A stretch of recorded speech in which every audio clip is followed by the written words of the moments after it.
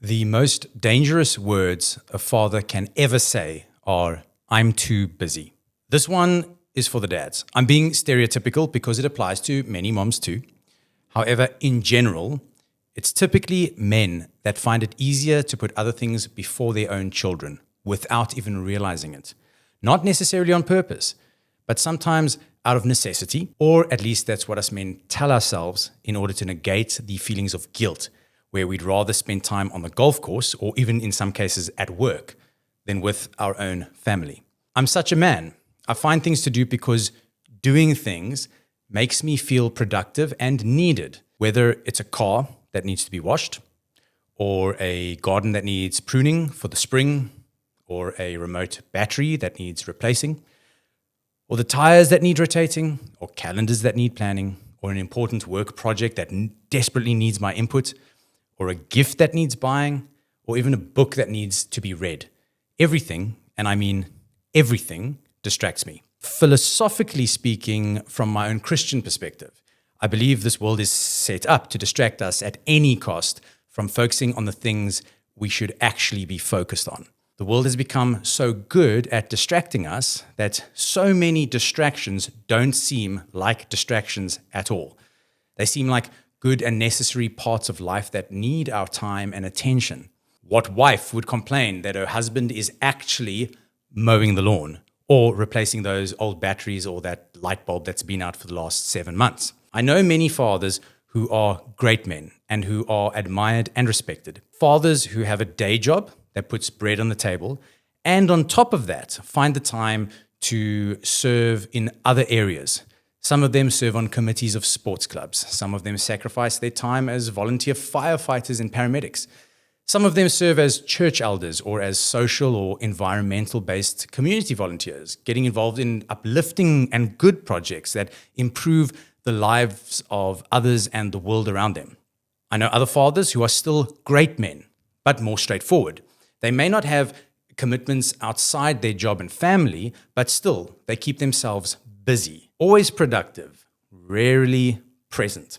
Then we have genuinely lazy, good-for-nothing men who are so selfish that they have convinced themselves that playing Fortnite until 1 a.m.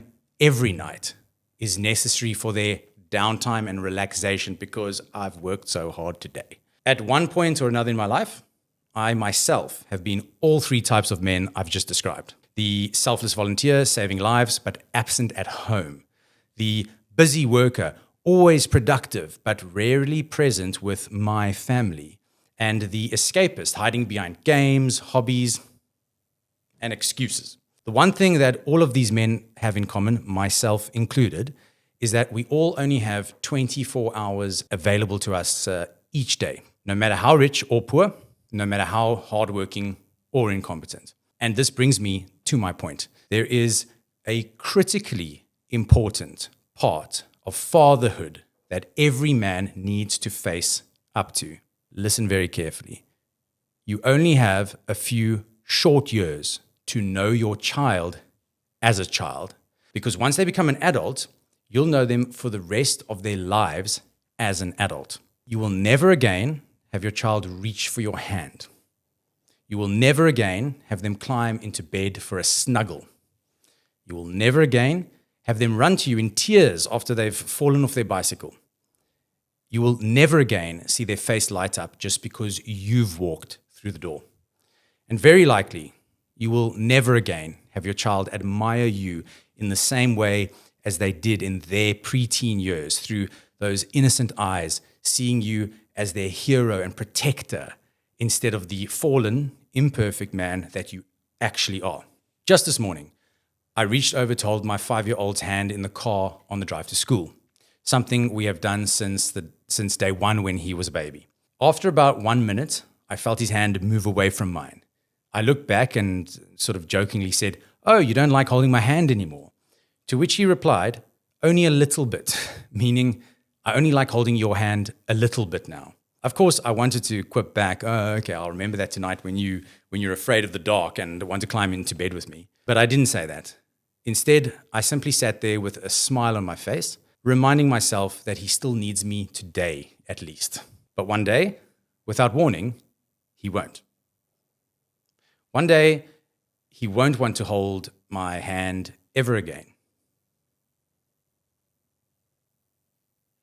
Makes me a bit sad, makes me a bit emotional to think of. One day, he will wake up and be a man who doesn't need his father anymore. And that's okay, that's natural and normal. The same will happen with my daughter, and the same will happen with your child. You only have a few short years to teach and truly influence your child to become an amazing human. You only have a few short, precious years to watch your child grow from a baby to a toddler to a preteen and then into a teenager. After that, they'll be an adult for the rest of their life. You will never again be able to hold that mischievous little fella or that sweet little girl.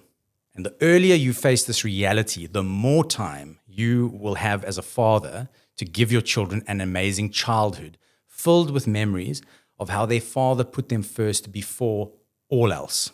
Your child does not need you to finish another work project. Your child does not need you to score another hole-in-one. Your child does not need you to become a CEO or president.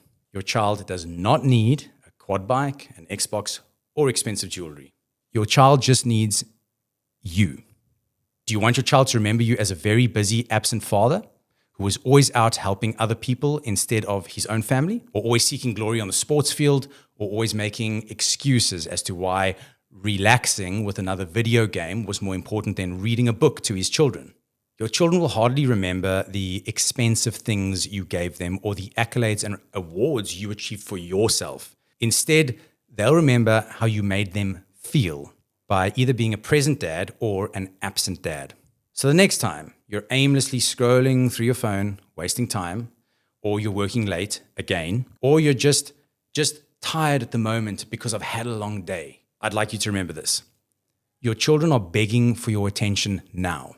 One day, even if it's still a long way off, or you think it's still a long way off, one day the tables will turn and you will be begging for their attention.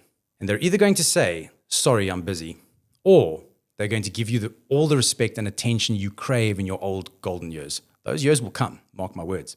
Jordan Peterson has a litmus test for you to determine if you've truly succeeded in your role as a father, which I'll paraphrase for you. You lose your child when they grow up, but if you've raised them well, you gain them back as a friend. When you receive a text from your 32-year-old son, who is now married with 2 children of his own, saying, "Hey, Dad, can you and I please get together tomorrow? I want to buy you a beer. Miss you. Full stop." Damn, brother. You've won at life. Commit to your children. Don't wait. Be the dad today your child will want to have a beer with 20 years from now.